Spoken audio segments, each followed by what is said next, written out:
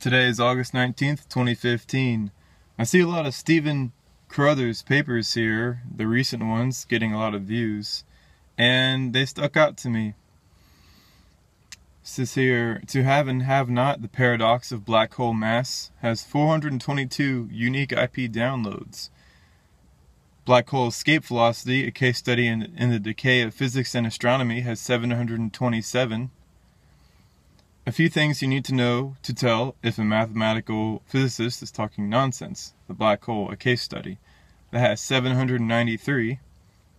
A Nobel laureate talking nonsense, Brian Schmidt, a case study, that's 1,290 unique IP downloads. That's a lot of people reading this paper.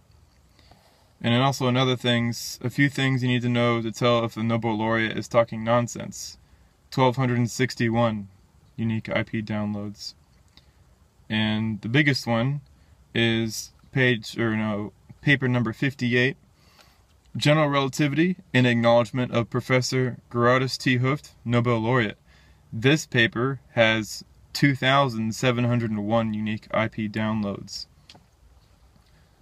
So granted, there are at least 2,000, probably at least 1,800 different people, because, people download it from different areas, maybe at their work computer or at home or on their iPhone or something like that. So granted, 2701 if work, home, and iPhone, that's at least 900 people that have seen this paper, and that's pretty amazing, and I'm glad.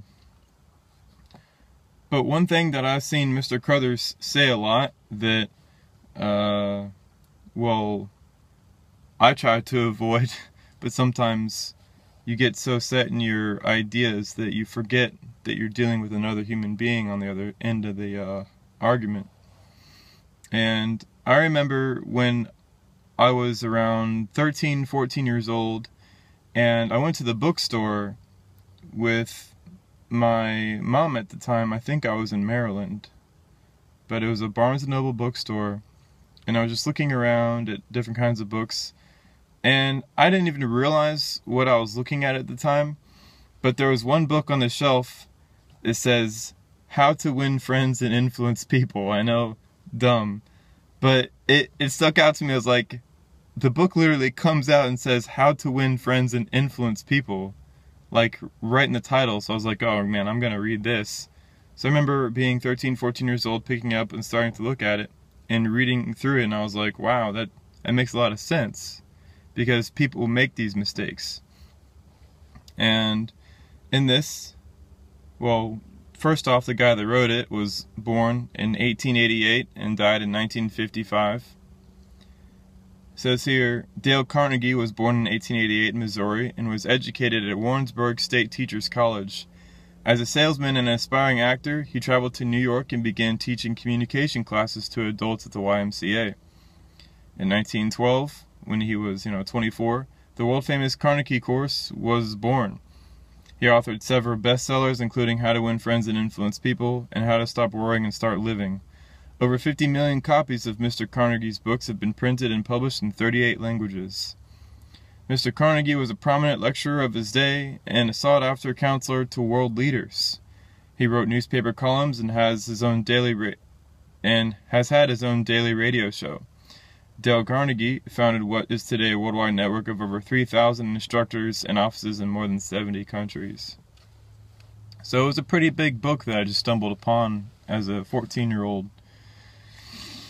And to review this, and maybe Mr. Crothers can look at this book as well. I'm not saying that, he needs this book. I'm just saying it would probably help him out in his endeavors.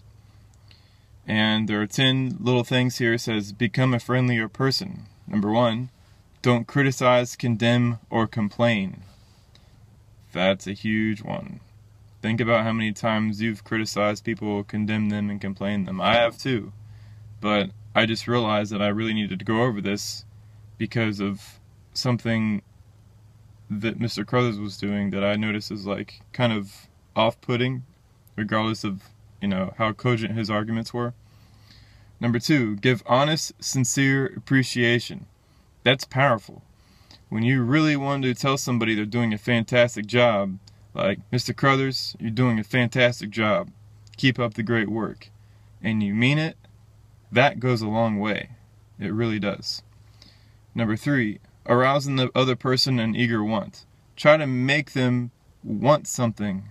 That way you can lead them in the direction you want them to go. I know it's kind of manipulation, but you have to use it in the light of it would probably be the best for them. And that's a very complicated thing, and I think they use that in diplomacy a lot between countries.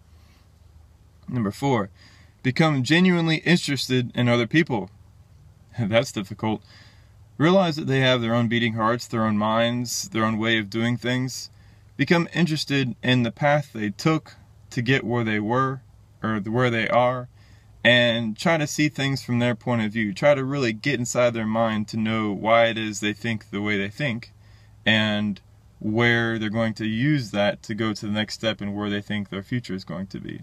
So kind of try to telegraph their future by looking at their past and becoming genuinely interested in where they've gone in their life, what kind of education they have, who the influences were, who told them a lot about what they were going to be, that kind of stuff. It's very, very powerful. Studying friends or studying your enemies, it's both very, very powerful. Smile. You gotta smile a lot. It really does help. Remember that a person's name is to that person the most important sound in any language.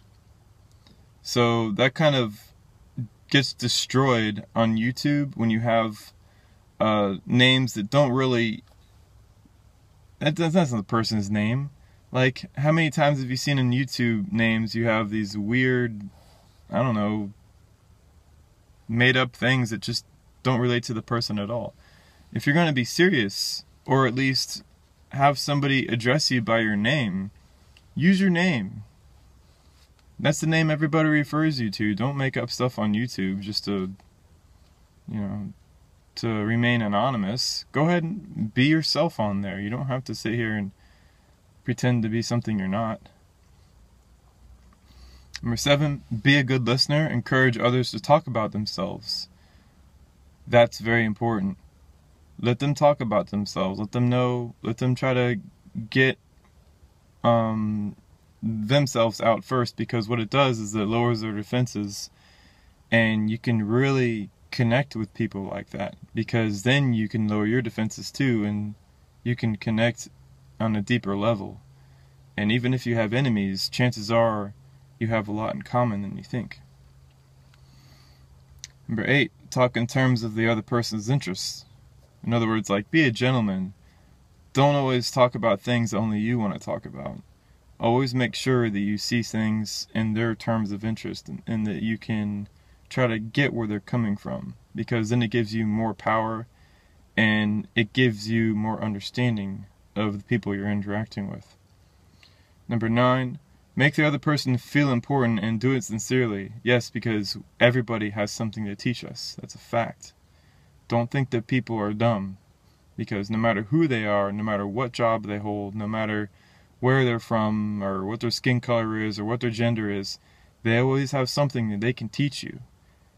And that's why you have to make them feel important, because they will bring some very good understanding that you have never seen before into your sphere of influence.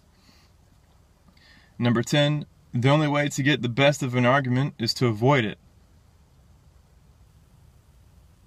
That's it. Somebody starts yelling at you, just look at them, right here. That's all you have to do, just look at them.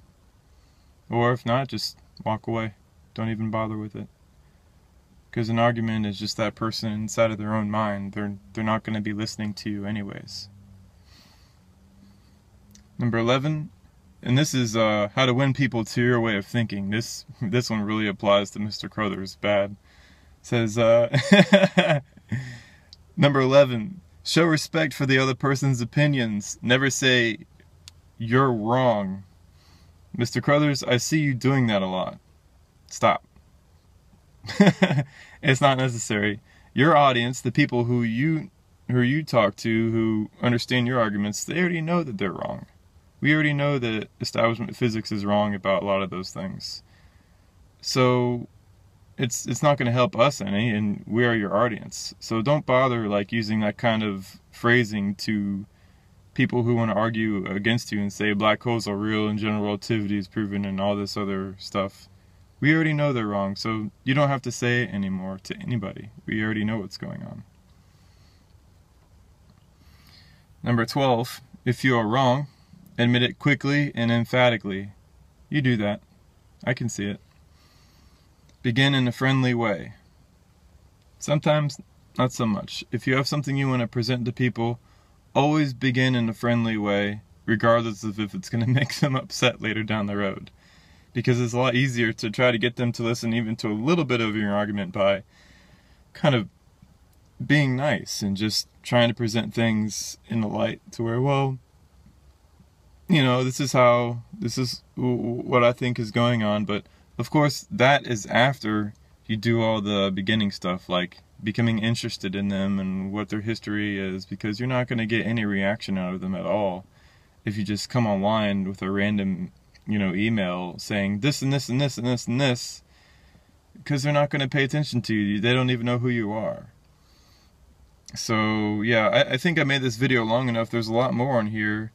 It's Dale Carnegie's book, How to Win Friends and Influence People.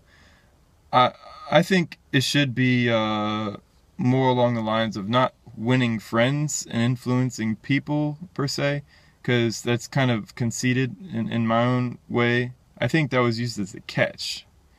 But what I really think this book does is how to deal with enemies more effectively, and diplomacy skills and moderation skills, so to speak, because you're going to have a lot of conflict inside of the current, what I would call, revolution as it's upon us. And the more smoothly the transition can happen, the less psychological stress that you go under, the less emotional bullshit that you have to deal with, and the easier it is to navigate interpersonal relationships in large groups of people without, making everybody mad about what's happening. Like, it's going to make people mad regardless, I know that, but this can take the edge off if you can learn these kinds of diplomacy skills. And that's the whole point of it. But regardless, I think Mr. Crothers is doing a fantastic job of exposing, the black hole, Big Bang stuff, and really putting a lot of work into it. I think that's the essence of what it means to be a great scientist or a great natural philosopher, is putting a whole hell of a lot of work into something to show that what you mean is there, and showing people that it's not just you sitting somewhere and just goofing off. And the fact that you're doing a lot of work shows that you're sincere about it, and that's where it's at. Yeah, today is August, I already said that, 19th, 2015. Hopefully this can help people out. Alright, later.